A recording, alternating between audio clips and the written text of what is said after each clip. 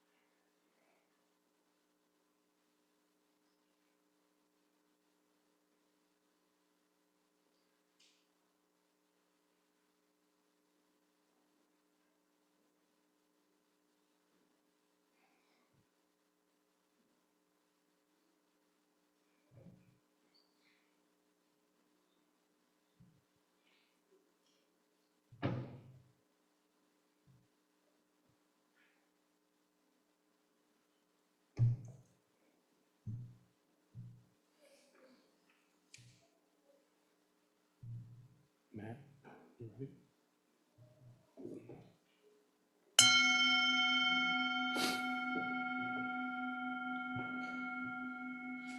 Let us now settle into a spirit of worship with a moment of quiet, to be followed by the music of A Warm Place in Winter and Oh, Do We Need It, by Doug Hammer, played by our music director and pianist, Matthew Johnson. You're also invited to light a silent candle of joy or sorrow at this time.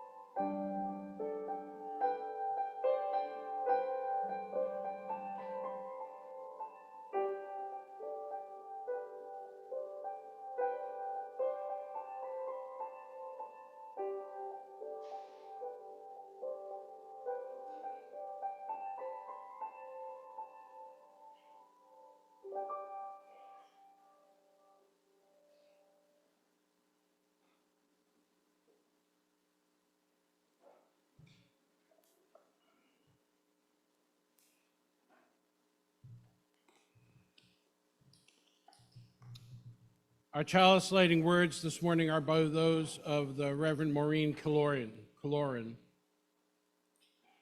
In these hard times, let us look first to the response of love. In the midst of challenge, may our chalice flame bear witness to the inherent worth and dignity of every human being.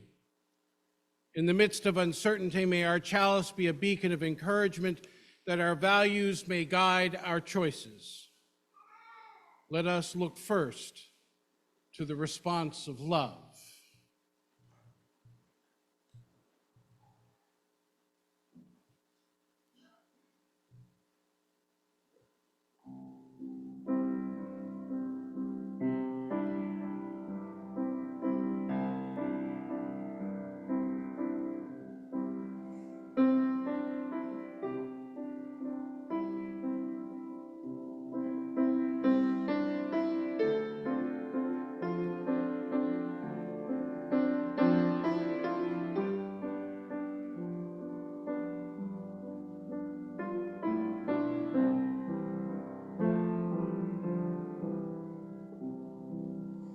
All of the greyhounds that were hanging around at the track had a meeting that their leader had called in the back.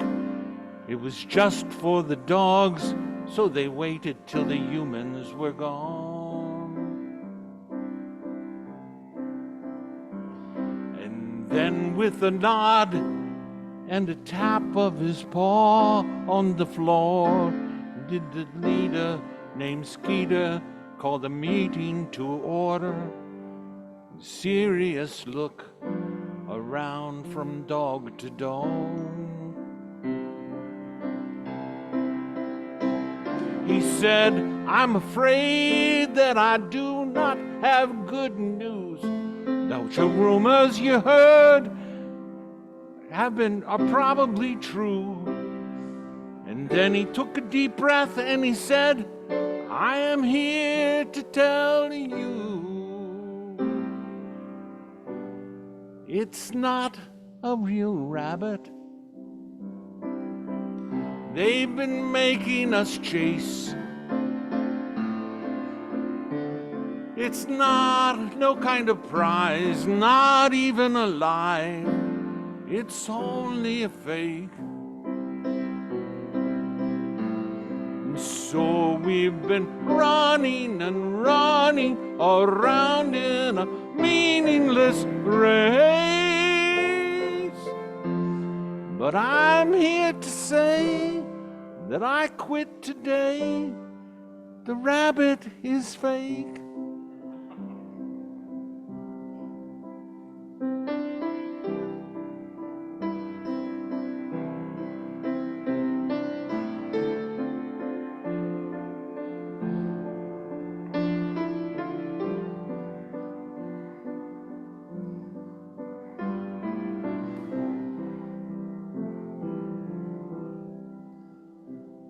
That was the day when, for greyhounds, everything changed. They became disillusioned, and some moved away, some went on retreat to ask what life means. Some tried meditation, some took medication to try and revive that old motivation, to feel that old feeling of purpose, the reason to be. But some said the rabbit is still worth the chase. They tried to believe it was real anyway, and they covered their ears and with their paws when the other dogs would say, it's not a real rabbit. They've been making us chase. It's no kind of prize. It's not even alive.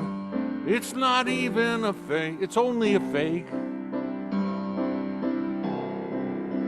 So we've been running and running and running around in a meaningless race. But I'm here to say that I quit today. The rabbit is fake. And so if the greyhounds move a little too slow, when you go to the races, you'll know that they know. They might just be singing this song to themselves as they go. It's not a real rabbit. They've been making us chase. It's no kind of prize, it's not even alive, it's only a fake. And so we've been running and running around in a meaningless race. But I'm here to say that I quit today. The rabbit is fake. But I'm here to say that I quit today. The rabbit is fake.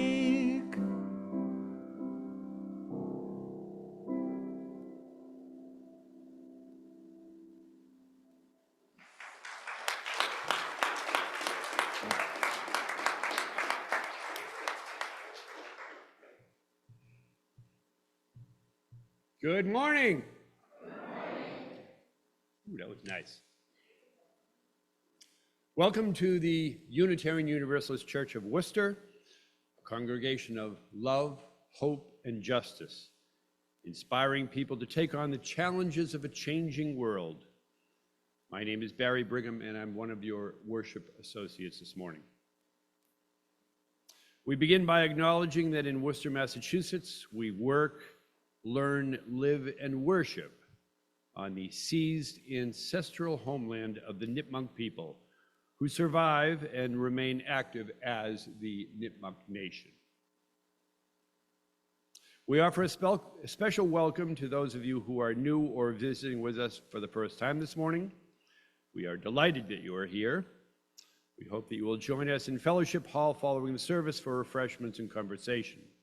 If you have questions or desire more information about this service or any of the ministries and programs of this congregation, please do not hesitate to ask. We invite you to fill out one of the cards found in the pews. These cards can be placed in the offering plate or given to one of the ushers this morning. For those of you joining us online this morning, we offer a very special welcome. For safety purposes and so that we might come to know you better, as you are able, please place your name on the video feed. Please take a moment to sign one of the attendance clipboards that hopefully are now being circulated. Though you are not obligated to sign, we appreciate your information and will use it only for church purposes.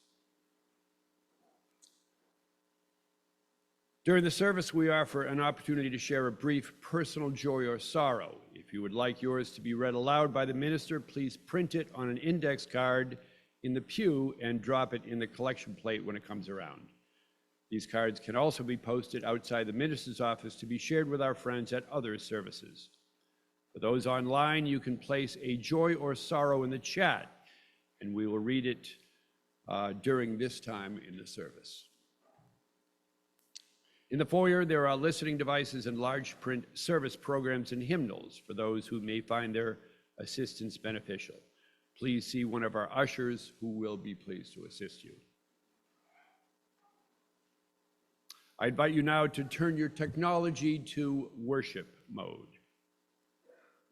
And finally, please note the announcements on the back of your program.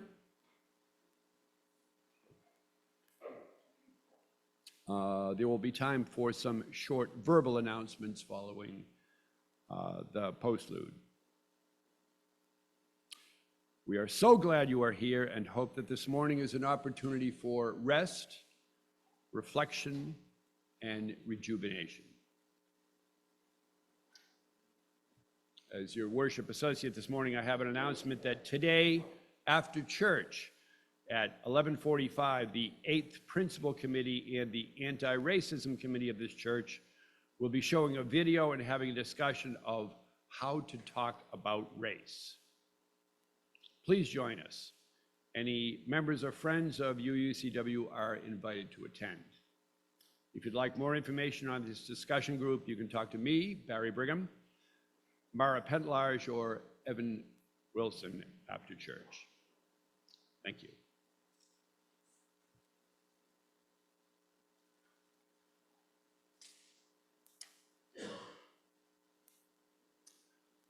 Our opening words this morning are by the Reverend Amanda Poppe, entitled, "The Home That Love Made." This is the home that love made. It is full of the love that the founders felt when they planned out these walls and raised these beams above us. This is the home that love made. It is full of the love of all who have worshiped here, those who have celebrated and grieved here, the babies dedicated, couples married, and family members mourned here. This is the home that love made. It is full of the love of our children as they learn and laugh together, and our youth as they grow together into their own sense of purpose and meaning. This is the home that love made. It is full of the love of the staff who have served it, full of their hopes for this congregation, their hard work and their acts of dedication. This is the home that love made. It is full of the love of the choir, the love made so clear in the voices lifted here on Sunday morning. This is the home that love made. It is full of our love, the love of this community, despite our differences and our disagreements, the love that holds us together as a people. This is the home that love made. Can you feel it? May the love be with us always.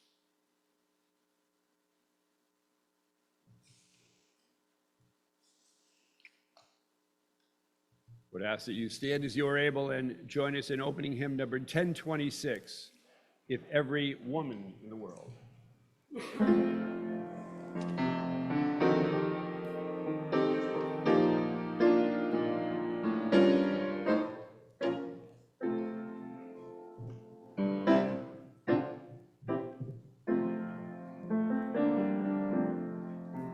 Every woman in the world had her mind set on freedom.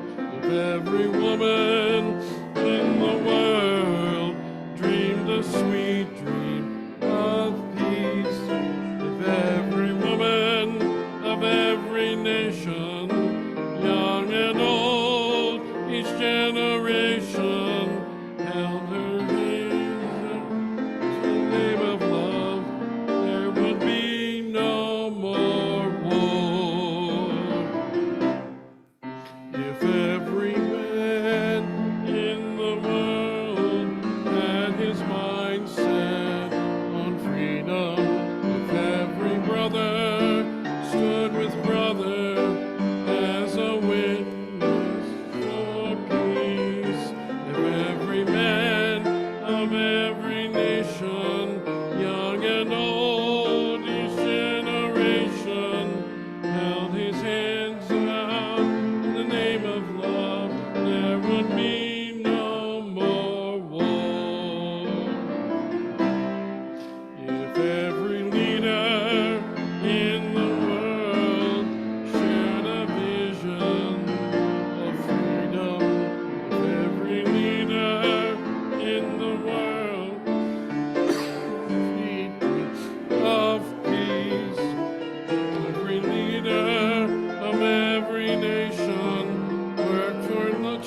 justice and liberation, holding hands out in the name of love, there would be no more war. If every nation in the world set a true course for freedom, if every nation raises children in a culture of peace, if all our sons and all our daughters reached in friendship across the waters, refusing to be enemies, there would be no more war.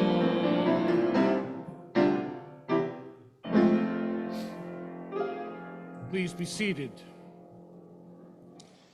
I invite our basket bearers to come forward now for this time of change. For those of you who are newest among us, this is the weekly opportunity that those who participate in our religious exploration program have to contribute to the emergency fund of this church. If you have change that you would like to contribute, please raise your hand, and one of our basket bearers will be by.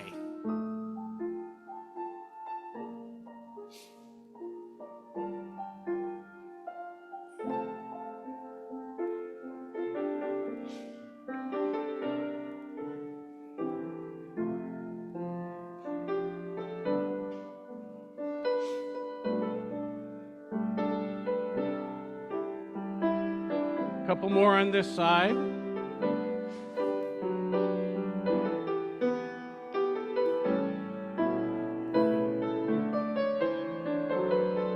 All right, and I'll take your basket. Back there. One more. Two more. Excellent. And I'll take your baskets and hope that you have a wonderful day in religious exploration. We send them forth with thoughts for a wonderful and wondrous time. Go now in peace. May the spirit of love surround you everywhere, everywhere you may go. Go now in peace. Go now in peace. May the spirit of love surround you everywhere, everywhere you may go.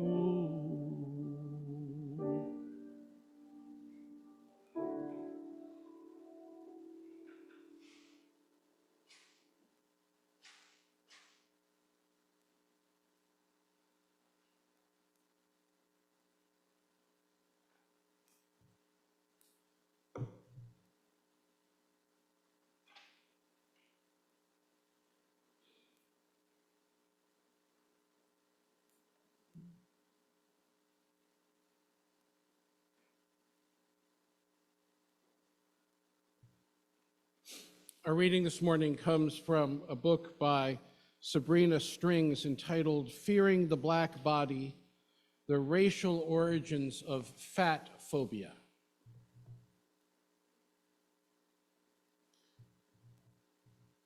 Theories of Anglo-Saxon supremacy can be traced back to the 16th century England, coinciding with the Protestant Reformation. In their earliest manifestation, these theories were used to justify Henry VIII's bid to secede from the Norman papacy. Those favoring secession had argued that the original English people descended from pre-Norman Germanic tribe known as the Anglo-Saxons, a freedom-loving people who had originated civilizations, free institutions, and equitable laws. The goal was to make a claim for ancestral difference and thereby socio-legal independence from the papacy. Although superiority was implied, this use of the term Anglo-Saxon preceded the use of the term race, as it would be articulated more than a century later by Francois Bernier. Yet the idea of Anglo-Saxon supremacy would resurface under a new racial and religious guise in the late 18th century By 1776, a number of men in England were declaring themselves Anglo-Saxons. The firebrands were outraged this time, not with the Norman papacy so much as with Norman conquest itself, which they saw as evidence of foreign rule. The names of these rebels are mostly forgotten, but their idea resonated forcefully with others who purported English extraction, who felt similarly aggrieved by foreign rule, namely the Americans. As a result, many of their central tenets were co-opted, refashioned, and promoted during the height of race-making in America. No less a figure than Thomas Jefferson promulgated theories of Anglo-Saxon superiority. Jefferson was more than a self-identified Anglo-Saxon. He was a dedicated student of Anglo-Saxon history, language, and culture. In the midst of the American Revolution, Jefferson trumpeted the purported Anglo-Saxon value of freedom. In a now famous quote, he claimed some ancestral lineage linking Protestant dissenters, the Whigs, and Anglo-Saxons.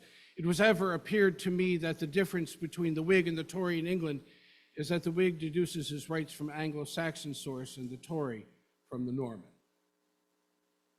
Jefferson's claim underscores the common belief that around the turn of the 19th century that Anglo-Saxonism was more than anti-Catholic, anti-royalist sentimentality. Anglo-Saxonism was seen as a matter of ancestral lineage, of heritage.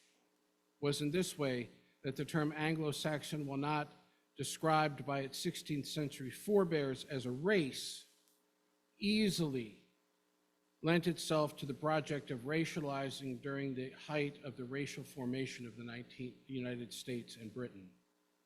That Anglo-Saxon would become a racial identity in the United States and England signaled an important break from the theories of race that had been crafted by the likes of many French thinkers. For the first time, gradations within whiteness were being devised. As the 19th century approached, hierarchies and distinctions between elite whites of Anglo-Saxon and implied Protestant heritage and lowly whites who were neither Anglo-Saxon nor Protestant were articulated. In other words, there were now different categories of white people. Perhaps predictably, given the racial politics of the time, the way to ascribe racial inferiority to another group of Europeans was to align them with one of the colored races. And so beginning in the 19th century, the authors of the new racial theories claimed that Anglo-Saxons were the pure white race, whereas other Europeans, principally the Celtic Irish, were deemed an inferior hybrid European race. These hybrid European racial inferiors were thought to be either part African or part Asiatic, depending on the fancy of their creator. More on this later.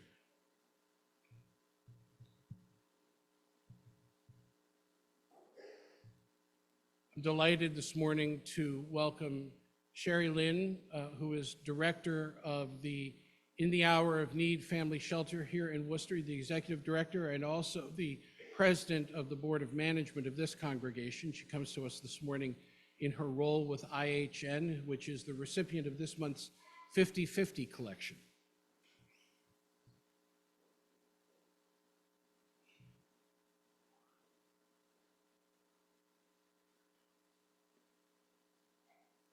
Good morning. It's nice to see so many faces out on this chilly, chilly day. I have to start by saying I absolutely loved that that song that Matt sang and that poem that Barry read, A Home That Love Made, and how it ended, and can you feel it? And I had all these ideas in my head about what I wanted to talk about, but that's what I want to talk about. So nearly 30 years ago, a dozen or so congregations in the greater Worcester area needed to do something, and they did. They opened their doors to families experiencing homelessness. For years, they rotated families through their buildings, opening up their hearts their places of love and started serving the families in the greater Worcester community that had nowhere to call home. 12 years ago, we bought a house on June Street. It's beautiful. I know a lot of you have been there. In the last 3 years that I've been the program director there, I've seen nearly 30 families come through our house and move on to bigger, better things sometimes. 6 of our last families moved into our neighborhood. We're growing our neighbors. And we do that not just by providing shelter over their head, but with a program that helps them stabilize. Every week these families work, every day these families work on improving their health care, education for themselves and their children, learning how to budget and finance and deal with capitalism. They, work on getting connected. And I think that's the most important thing. Our structure right now in the house has 100 hours of volunteer service a week. And these congregations that used to open their doors now come to us. This congregation being one of the best. I was telling, I think it was Sue who spent the night unexpectedly last week, that I sleep so well when I know you guys are there and I get to see a friend in the morning and have a cup of coffee with Jenny, and it's wonderful. And it's what love builds. And you guys are a great part of it, and I can't thank you enough for sharing your time, your talent, and your treasures with us.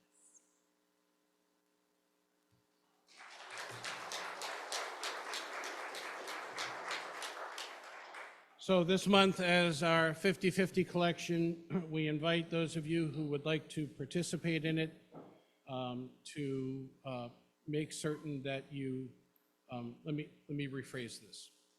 This morning's offering will be split 50/50 between the congregation and the In the Hour of Need Family Shelter.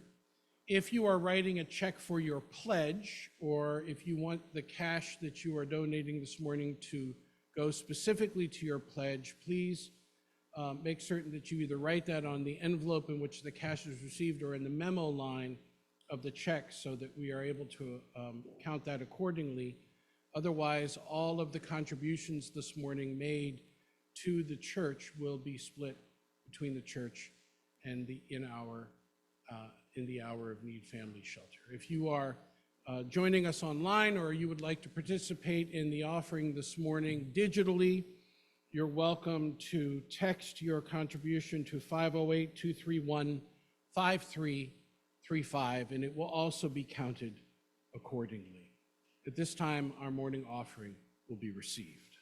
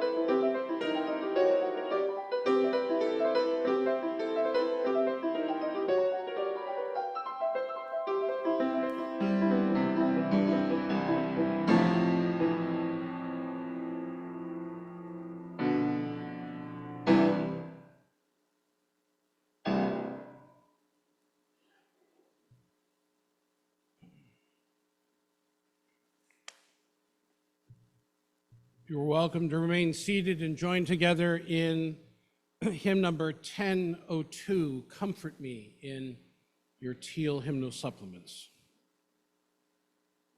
Put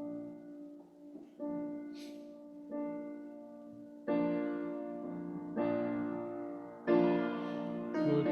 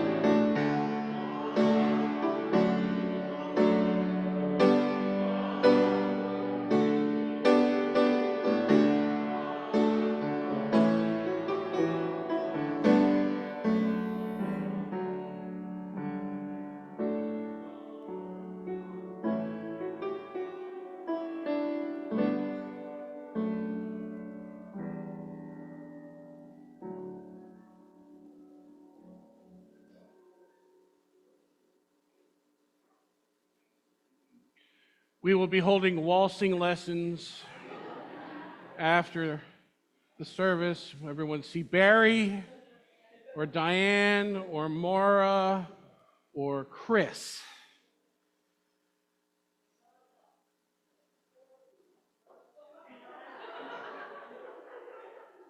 Tomato, tomato.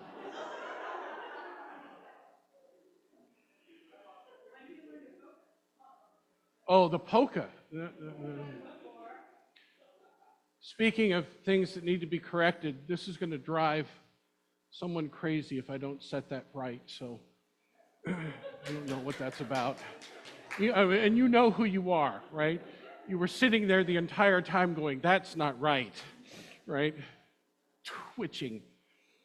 We come to this time in our service when we're given pause to consider what is deepest in our hearts or most profoundly on our minds, or in the work of our hands, or the movement of our feet, in the days that have transpired, or in the prospect of days to come. Joys and sorrows which touch us deeply and are given another measure of meaning because of our capacity to share these with people who claim us as a co-journeyer.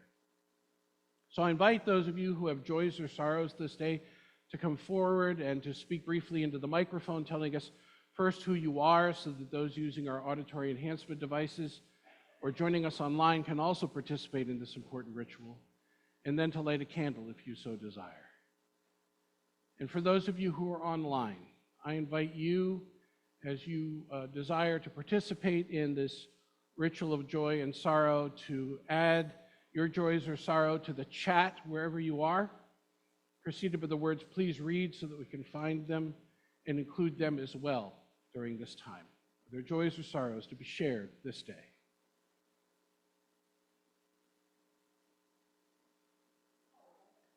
Amen.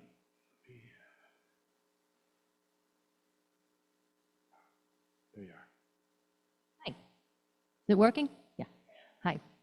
My name is Sue Nees. I just want to shout out to all those that participated in this past week's In the Hour of Need hosting. Thank you so much for volunteering your time. I can't do it without you. I just love that there are all these volunteers. And if you want more information, our next week is May 5th through the 11th, and I'll be recruiting people then as well. So come and see me if you'd like. Thank you.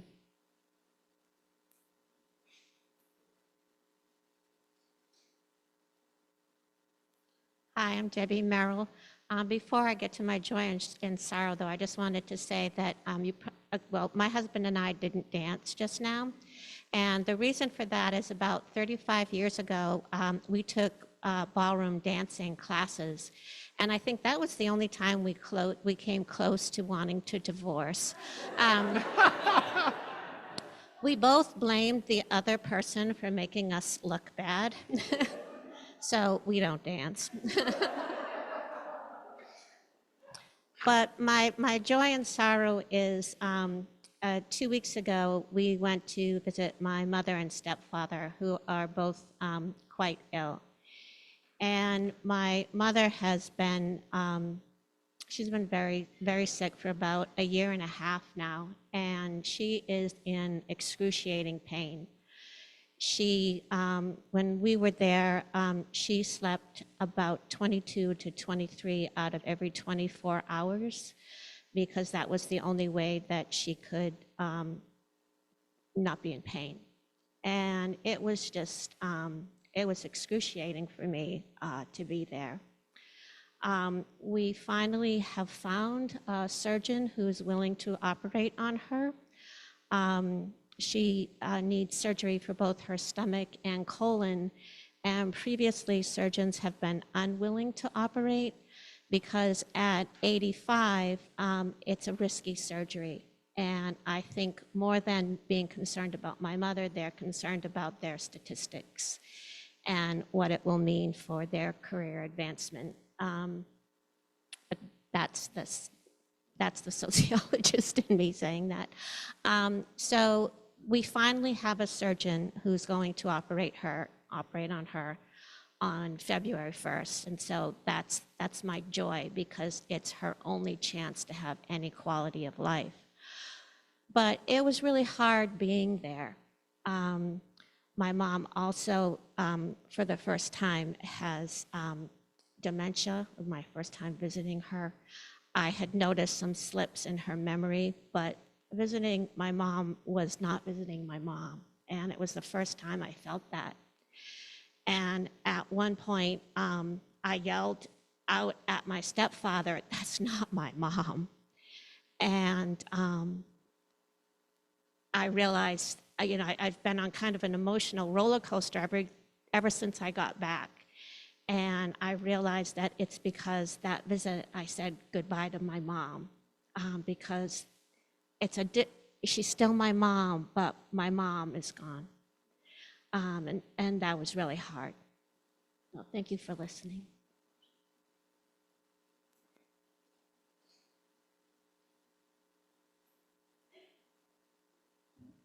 Hi, Debbie. My name is Janet Cutman, and I think I have a joy.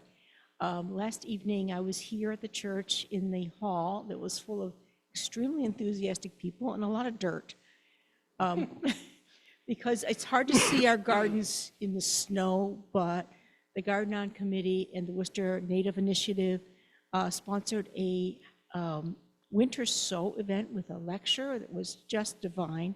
And then we all planted seeds in milk jugs that we hoped that will become lots of new native plants come spring. Try to get to one of these events. They're fun. They're a great way to spend winter cold, and you learn a lot. So that was my thing. And because it's cold, I brought several blankets for the event after church. As long as I get a corner of one of them, you're welcome to get underneath them.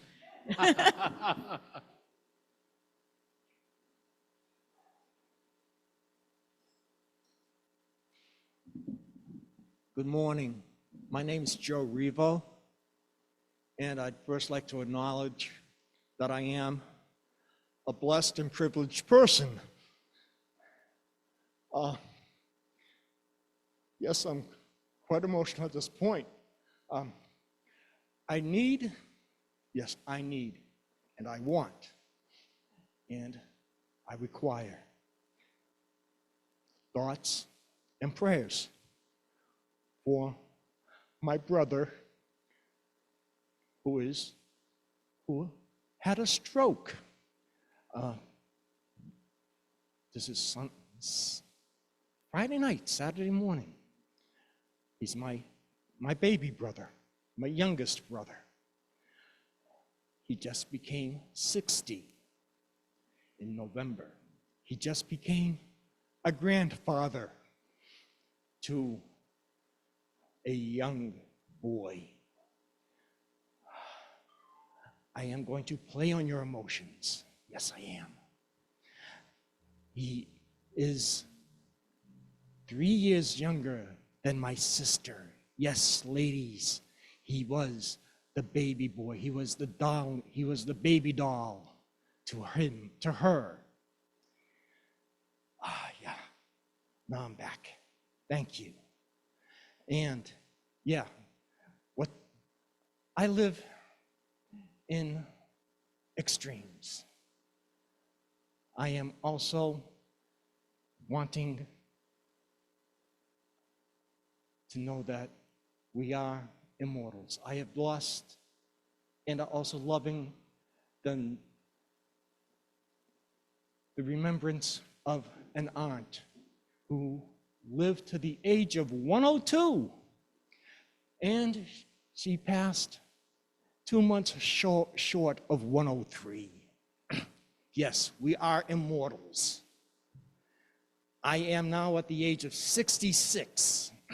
I'm into Act 3 of my life, 1 to 33, 33 to 66, 66 to 99. Yes, we are immortals. I am a veteran of the United States Marine Corps. Thank you so much. Thank me for my service. I am going to make my appointment with mental health with the VA tomorrow. Thank you so much. Yes, I am a blessed and privileged person. Yes. I am glad to be back here. And see, he's ready to, Ed, we got the band back together, man. We're back. Thank you. Yeah, we're back, man. We're back here. We're back.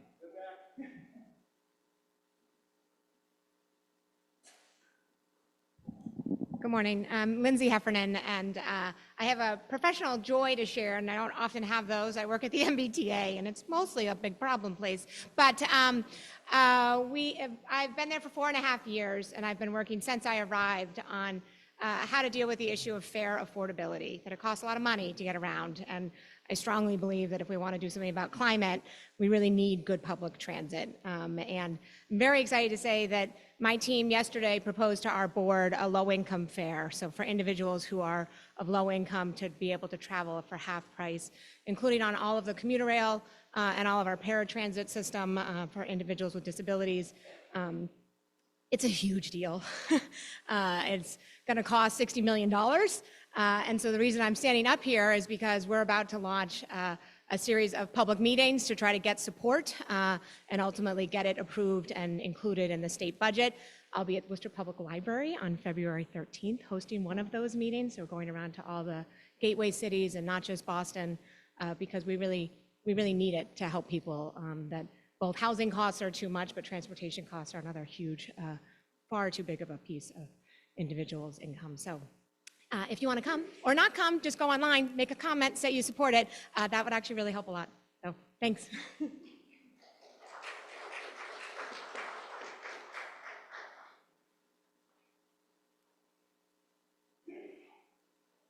Bonjour. My name is Pauline Courchain, and I've been in charge of the shoebox event around the holidays for many years. I just wanted to tell you, because I didn't get a chance to last Sunday, that we did fill more than 82 boxes of holiday gifts for the ACE children. And for those of you who might be new, ACE represents African Community Education. And we give gifts for the young people who in that program. And I found out a few years ago that they didn't know what a gift was. They never have received a gift in their life until we provided them with a shoebox full of gifts. So thank you for that. And if you have not seen the photo of all of these gifts and happy faces, here it is. And I will try to put it out on a bulletin board in the hall somewhere. Thank you very much.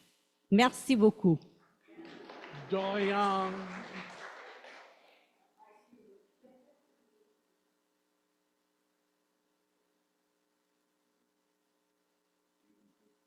Buenos dias.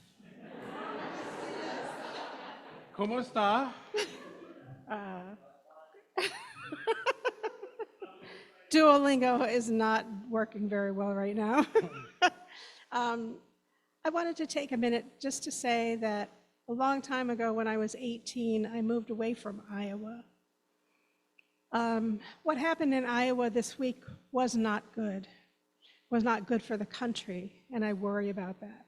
I worry about what will happen in New Hampshire this week, because it's potential that a man who has said he will be a dictator again, if he gets into office, will act as a dictator on day one. And so I am not responsible for what happened in Iowa. I will not be responsible for what happens in New Hampshire, but you can bet that he will not have my vote here in Massachusetts.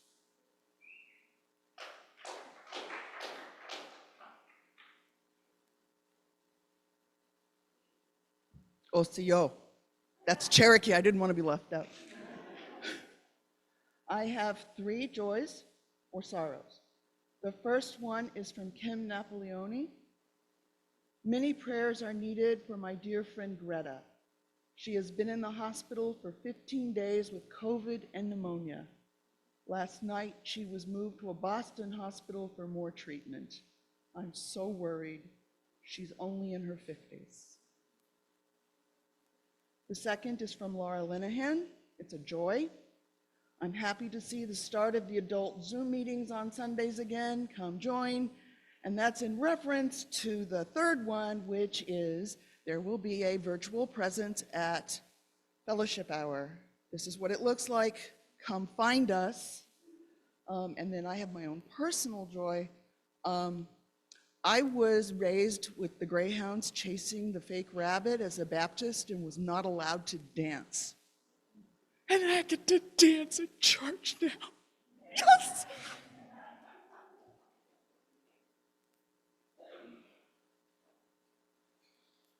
Let us be in the spirit of prayer and meditation.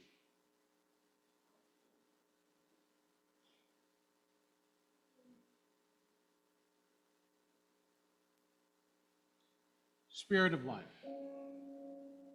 source of our deepest being that connects us to all that is, to each other, to the source of life itself. We come in celebration of that oneness that binds us to all this day. In the midst of that connection, we honor and remember our parents and the grief associated with the transition from parent to one in need of care and the possibility of life without them. We come in celebration of those whose service continues to honor the well-being and the indignity and worth and value of all beings, especially those who face homelessness. We come in remembrance of those who are in need of special care, especially during those times of dis-ease. We come mindful of the desire to be free and to dance. We come with that sense of responsibility for creating the world in a way that makes for more justice instead of less. For all of this, for all that is right, real, true, and good, we give great and abiding thanks. Amen.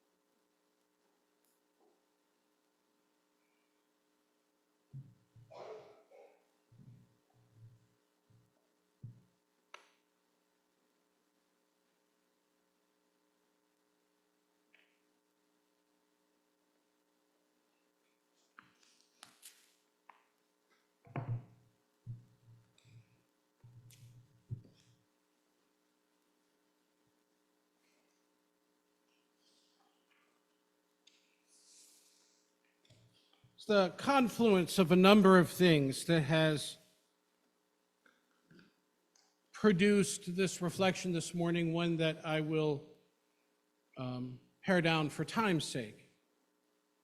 The confluence has to do with an era when presidential candidates tell people that the U.S. is not racist and that we've never been a racist country, combined with the observations associated most lately with drugs on the $70 billion medicinal weight loss market that are in short supply, and the fact that one of my family members faced a health crisis because of a change in drugs like that.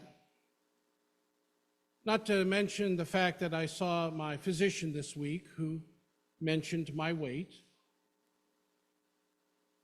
That has me thinking a lot about what it is that we are doing to ourselves and to each other when we talk about fatness in our culture. Because by today's standards, I am obese. By 16th century standards, I'm svelte. And so are many others. And it makes me ponder what has driven us into this. Yes, I'm not going to argue this morning that being fat is healthy, because we are all too aware of the health factor and the risks associated with excess weight. The question is whether or not we have given more prominence to that than we ought to, given the history of how our notions of thinness and fatness have come about. The epilogue to her book on fearing the black body, Sabrina Strings writes about the obesity epidemic this way: obesity kills more Americans than we thought. That was the headline from Health News section of CNN's website back in August of 2013. It commanded a great deal of attention by its readers. Accompanying the article was an image of a fat black woman. She was wearing a sleeveless top, revealing dark, fleshy skin of her arms. A tape measure around her waist is being held together by a pair of delicate white hands reaching out from a white lab coat.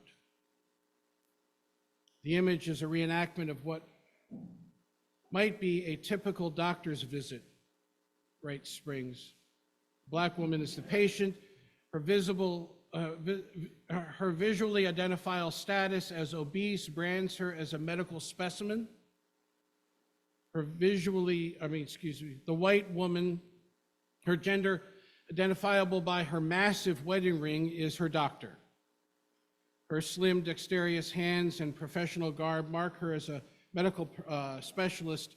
No faces are visible, a photographic device used to denote the universality of the scene. The CNN article detailed the findings of a widely circulated study on obesity published in the American Journal of Public Health. The study used a particularly novel method to examine the relationship between obesity and mortality. Those investigating the data from thousands of Black and white Americans who had participated in a national health interview survey between 1986 and 2006 performed a variety of innovative tests to assess the link in the studies. Authors concluded that obesity was the culprit behind 18% of the deaths among adults between the ages of 40 and 85 during the 20-year period. It was a landmark work, one that had the distinction of being the first to explore differences in the risk of dying from obese by age and race and sex. According to the authors, approximately 5% of Black men died from obesity. This was followed by white men with a death rate of nearly 15.6% and white women of 21.7%. Black women had the dubious distinction of leading the pack, she writes, with an estimated 26.8% of all deaths among them being caused by obesity. Now, these kinds of findings probably aren't surprising to those of us that have lived during an era where we have essentially been defined in part as a diet culture, yes? Anyone here ever been on a diet? Come on, raise your hands. Jeez, right? All right, put your hands down. Now, how many of you did the diet work? Yeah, about a third of the same hands went up, right? Which is an interesting fact, don't you think? I mean, the reality is that our conception of what is healthy has actually changed over the centuries. And what Sabrina Strings talks about is that the driving force behind our image of what's considered now healthy did not start as a medical a medical observation, a desire for the health of people. It started fundamentally as a way of racially categorizing people, so that fatness and thinness at different times in the history and cultures of the world denoted subordination or superiority, depending on what race you belonged to. Prior to the 19th century, probably prior to much of the 18th century as well, the idea of thinness was actually something that was looked upon with disdain, because to be full-bodied, if you will, was a sign of having access to the means of being able to live a prosperous existence. And if you look at the artwork of the Middle Ages, you discover that most of the artists were painting figures, both of men and women, that were not skinny. They were full-bodied. Venus de Milo, one of the most famous paintings in the world, right, is not of someone who's skinny. It is a woman who has a shape that historians refer to the period as artists wanting and people desiring, particularly women, but both women and men, to be proportionate, which is a huge commentary during an era when Barbie the movie is all the rage, isn't it? Proportionality.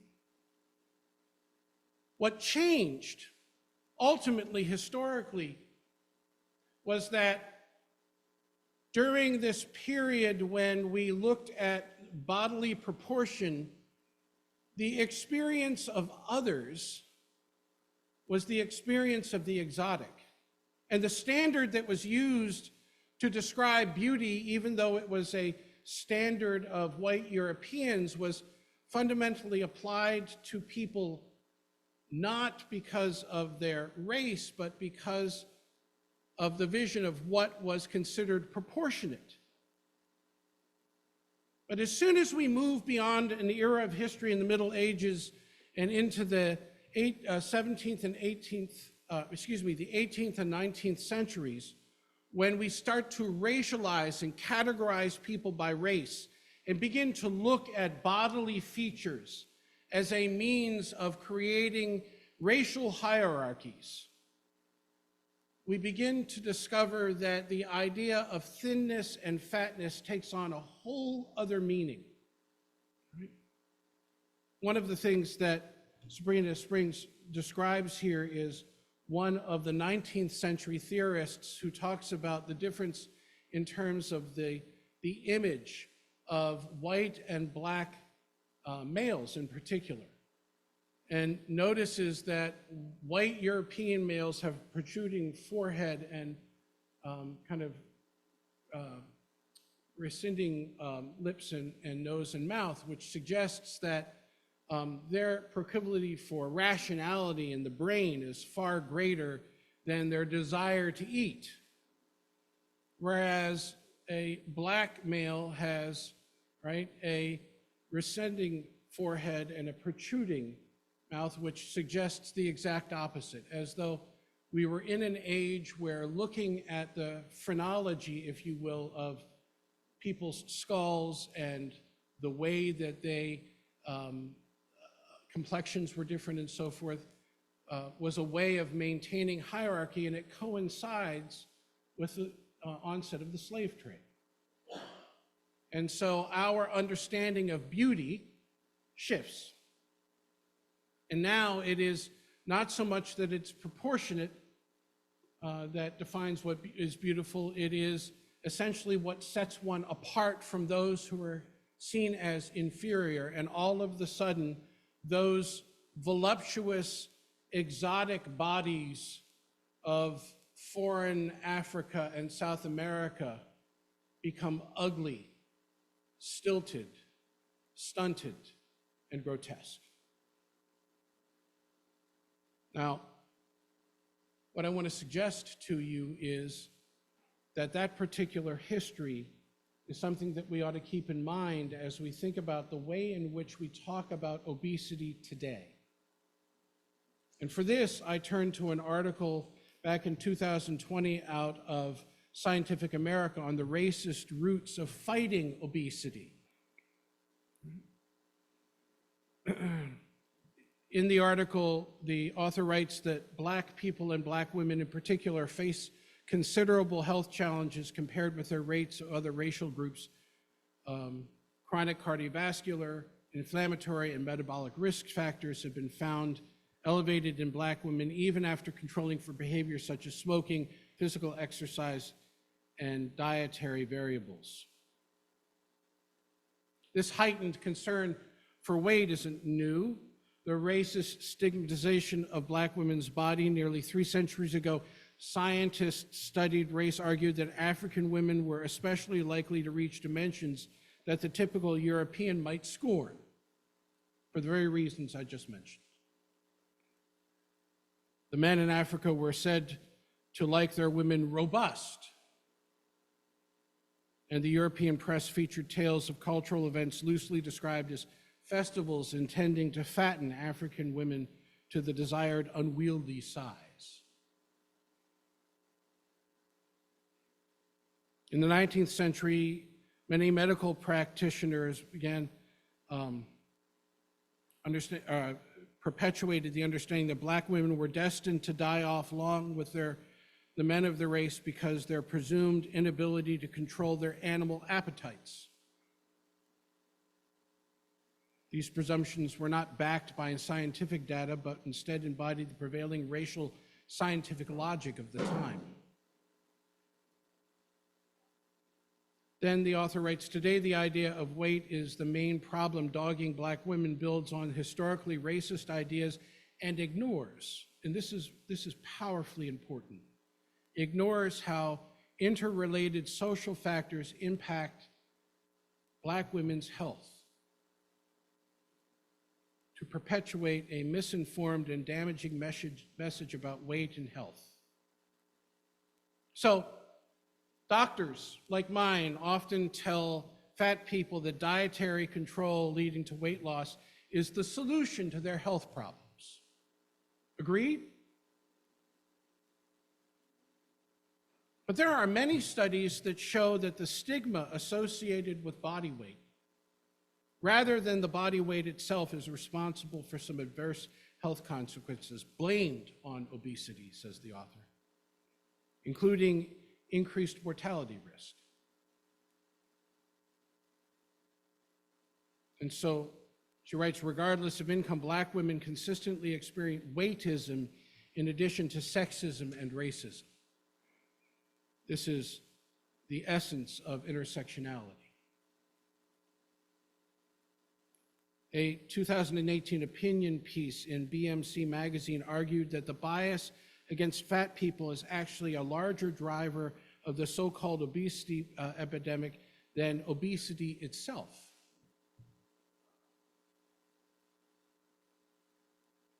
In a 2015 study found that people who reported experiencing weight discrimination had a 60% increased risk of dying independent of their body mass index.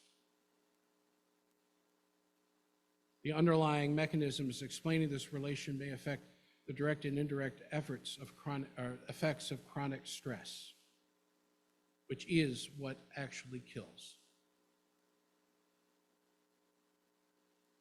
The author goes on to point out that living in racially segregated high poverty areas contributes to the disease risk of people of color in general and Black women in particular. Low-income Black neighborhoods are often disproportionately impacted by a lack of potable water and higher levels of environmental toxins and air pollution. They typically are neighborhoods that have surfeit fast food chains and a dearth of grocery stores offering more nutritious food choices. Food insecurity, which is defined as a lack of access to safe, affordable, nutritious food, has a strong association with chronic illness independent of body mass index itself.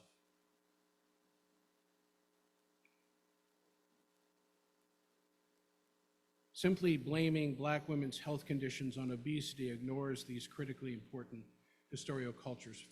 cultural factors, says the author. It also leads to a prescription long since provided to be ineffective weight loss. Despite relentless pressure from the public health establishment, a private weight loss industry estimated about $70 billion annually US, and alarmingly high levels of body dissatisfaction, most individuals who attempt weight loss are unable to maintain the loss over a long period and do not achieve improved health. So if behaviors aren't the central problem, what is?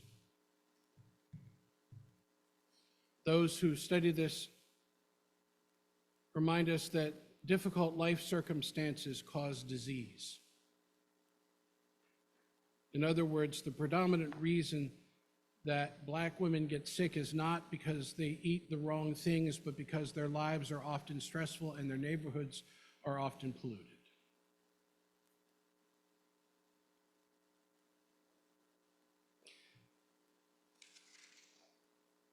For a congregation in particular and a movement in general that believes in the inherent worth and dignity of all people, the question is not, will we ascribe to and will we promote healthy living habits? The question is that the only thing we're going to do? Ought we also be the purveyors of the truth that environment matters? That racism in all of its ugly forms, regardless of whether our candidates for office believe that it exists or not, is more of an adverse health factor than the things that we have been taught. And that part of what we need to be able to do as a people is to perpetuate a vision of a community and of a world where access to stress-free or less stressful environments and more healthful choices predominates. What if, instead of underwriting the beef industry in this country or the potato industry, we had surcharges on those things that had the highest potential health impact, and we created subsidies for vegetable growers, for local farms, for fruits and vegetables?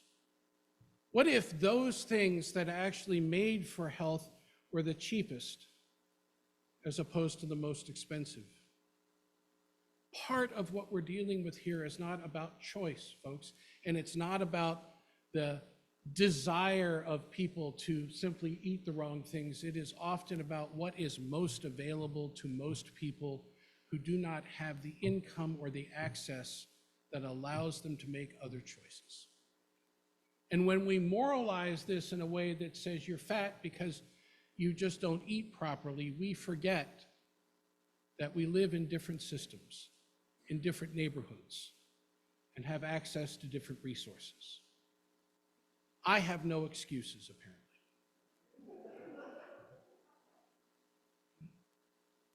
But then again, if you look at my family, there are very few skinny people.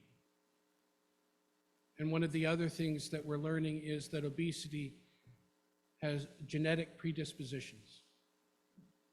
And it may not be about what you eat.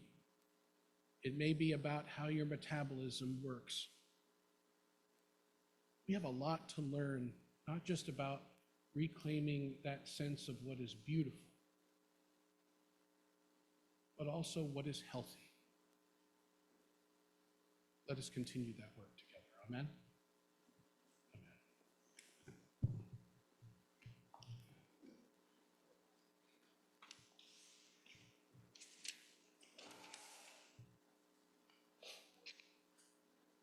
Would you please turn to litany number 646? 464. 640.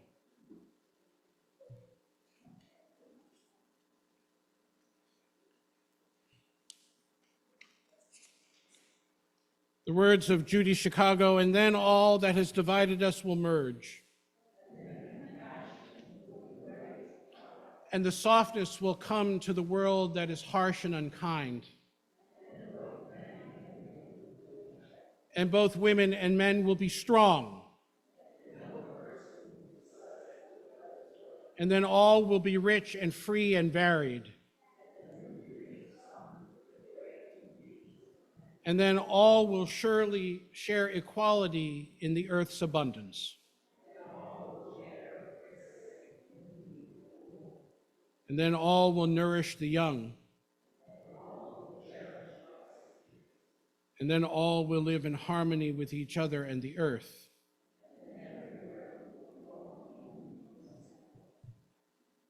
Would you please join together in our closing hymn number 1019, found in your teal hymnals. Please rise in body or in spirit.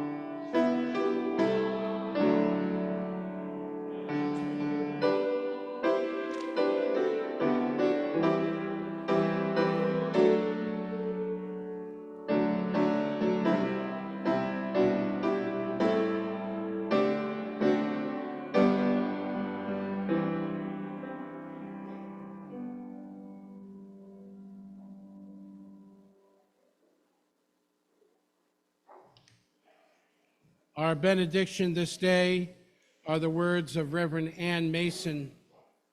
If here you have found stillness, create a deep well in your own life to protect and preserve it. If here you have found peace, let it be a beacon for those who need to find it as well.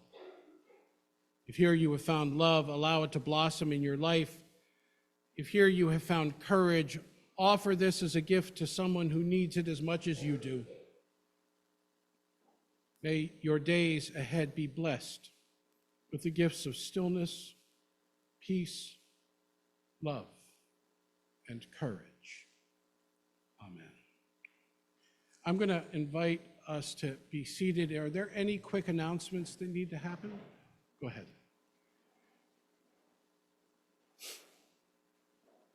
So the Cool Beans Coffee House is erected. It will be held on February 24th from 7 to 9. It's always a good time.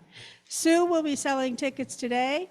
They're $7 now with a $20 family max until the week before, and then they go higher, so buy your tickets now. We have some real cool acts from the outside coming in and lots of fun from people inside. And baked goods. Thank you, Sue. Sue is looking for people willing to make baked goods that evening, so touch base with Sue and me at coffee hour.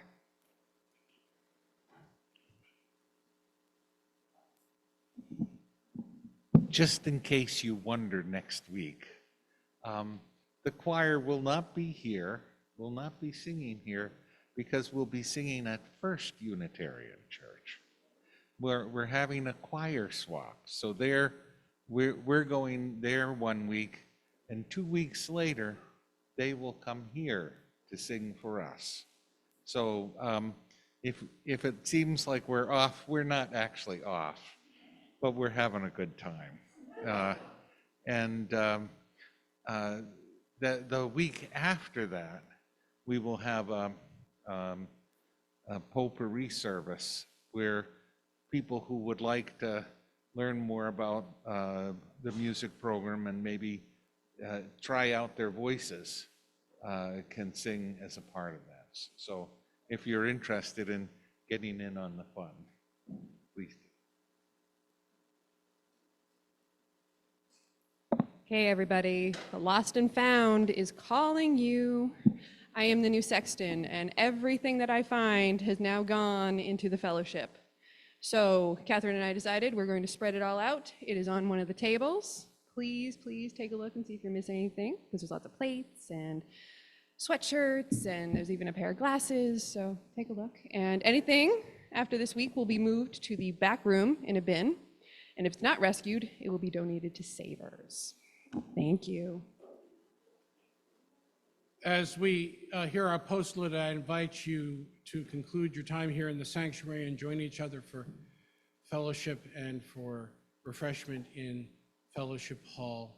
Once again, beloved, worship here has come to an end, but our service continues. Amen.